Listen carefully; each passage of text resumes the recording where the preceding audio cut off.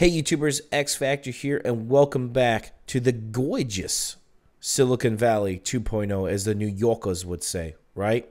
And for those of you who do not know, I've been doing a live gameplay Let's Play series with this, and it's been a little bit.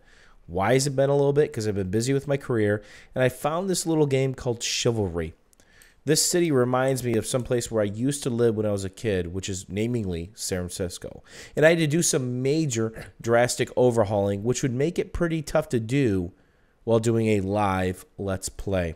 Well, what I do? Well, for the third or fourth time, I'm starting to lose count.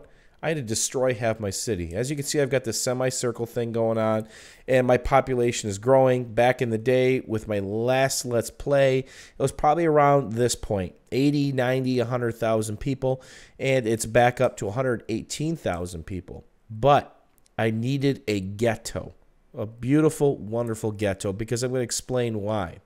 Whenever you build a city, there are different levels of jobs, much like the city you live in. There's McDonald's, Burger Kings, Walmarts, and lower income-based jobs where they don't pay a lot. Might be a good job, but they don't pay a lot, right?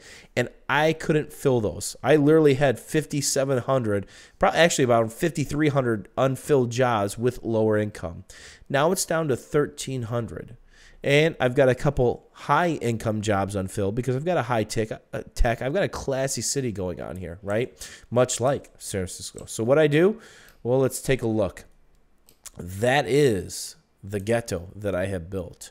And this has allowed me to fill some of those lower-income jobs. And that's very important in SimCity to keep the balance between the wealth levels and the jobs that are being offered. And as you can see, I still need more lower income population to fill some jobs. But it's also important to know that I had to change a lot of stuff around. Much like Eastern Michigan, if you're a fan of Ann Arbor, the Wolverines, like I am, there's a community, a college campus a couple miles away that's in the ghetto. And this is kind of, you know, my homage to them. I put the university in the ghetto. I'm not trying to knock the Eagles. It's a good area. I know a lot of Eastern Michigan kids. But literally, the campus is basically in the ghetto.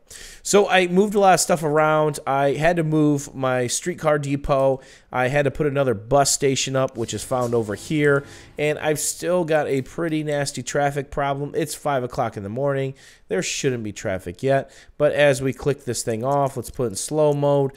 You might see some traffic issues incur. So I'm still messing with this entire area, the street layouts, messing with T intersections, elongating intersections, the whole 9 yards. And believe it or not, this city is primarily residential. I don't really have any industrial to speak of, except for this very small area over here.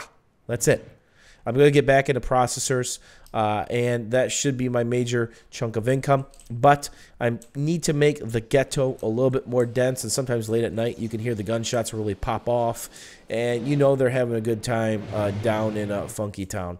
So I've got a lot of work to do. I'm going to be doing a Let's Play very soon. Now that I've got the majority of this lifting done, I'm going to delete most of this, right? Because I need to get some of my processor plants going and really make some real money. Because back in my previous versions of my city, I was making $3, $4, $5 million a month.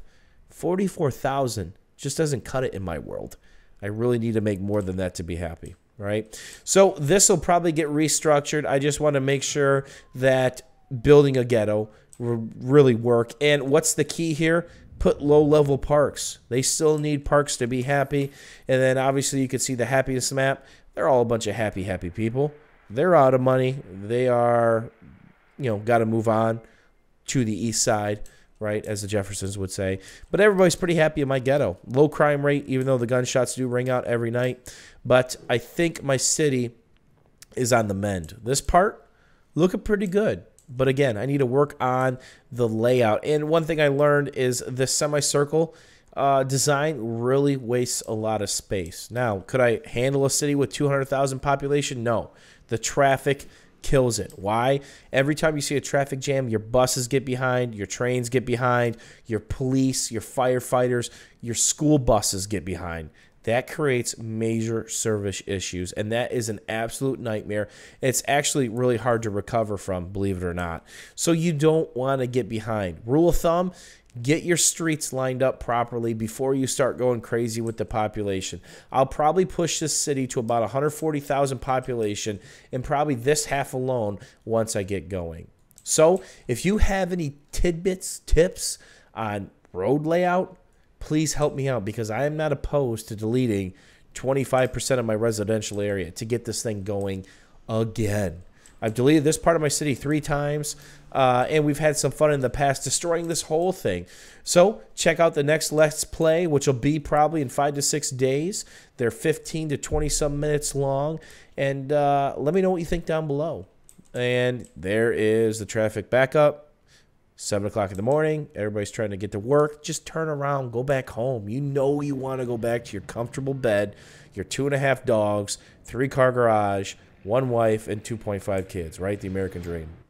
Until next time, YouTube, thanks for hanging out. We'll see you soon. Bye-bye.